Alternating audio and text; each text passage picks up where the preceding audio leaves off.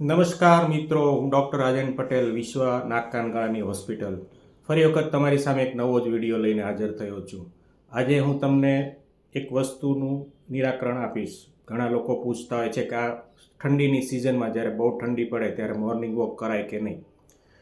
તો મારો ઓપિનિયન એવો છે કે સવારે વધારે પડતી ઠંડી હોય ત્યારે મોર્નિંગ વોક એવોઇડ કરવું હિતાવહ છે. કારણ કે મોર્નિંગ વોક કરવાથી શું થશે, એક તો સવારે શિયાળાની ઠંડીમાં પોલ્યુશન વધારે હોય છે, બરાબર છે, કારણ કે જે ધૂળ કચરો ધુમાડો એ બધું નીચે લેવલ પર રહે છે, એ બધું શ્વાસમાં જાય છે.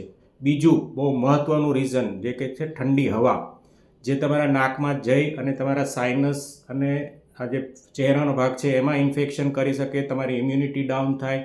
બીજું જે ઠંડી હવા ગળામાંથી શ્વાસ નળીમાંથી થઈ અને તમારા ફેફસા સુધી જાય છે, તો ઠંડી હવાને લીધે શ્વાસ નળીમાં પણ સોજો આવવાની શક્યતા હોય છે. ન્યુમોનિયા, ફેફસાનું ઇન્ફેક્શન એ બધું થવાની શક્યતા છે. બીજું, જેમને ઓલરેડી દમનો પ્રોબ્લેમ છે, અસ્થમા, એમને એટેક એનું પ્રમાણ વધી જવાની પણ શક્યતા છે. અને ત્રીજું કે ઠંડી હવામાં તમારું જે બ્લડ સર્ક્યુલેશન એ ઓછું થાય છે અને લોહી ઘાટું થાય છે, એટલે એટેક આવવાના, સ્ટ્રોક્સ આવવાના પણ ચાન્સ વધી જાય છે.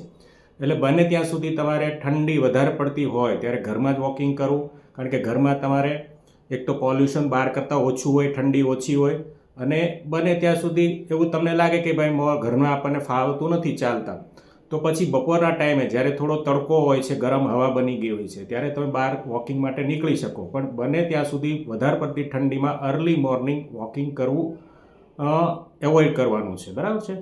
અને બીજું કે મેં કહ્યું એમ, તમને શરદીને આ બધું થવાની ચાન્સ રહે છે, કારણ કે ઠંડી હવા સાઇનસ પણ કરી શકે, તમારા શ્વાસનળીમાં પણ સોજો લાવી શકે અને લોહી ઘટ કરે. આ ત્રણ પ્રોબ્લેમને લીધે બને ત્યાં સુધી તમે આ વધારે પડતી ઠંડી પડે ત્યારે તમારે બહાર વોકિંગ માટે જવું હિતાવહ નથી, બરાબર. હવે પછી હું તમને પાછો નવો કોઈ પણ પ્રશ્નનો વિડીયો તૈયાર કરીને પાછો મોકલીશ. ત્યાં સુધી રાહ જુઓ. અને તમને આ વિડીયો ગમ્યો હોય તો તમે લાઈક કરજો અને કોમેન્ટ કરજો કે ભાઈ આમાં તમને શું ગમ્યું અથવા શું ન ગમ્યું, શું સાચું લાગ્યું, શું ખોટું લાગ્યું, બરાબર છે.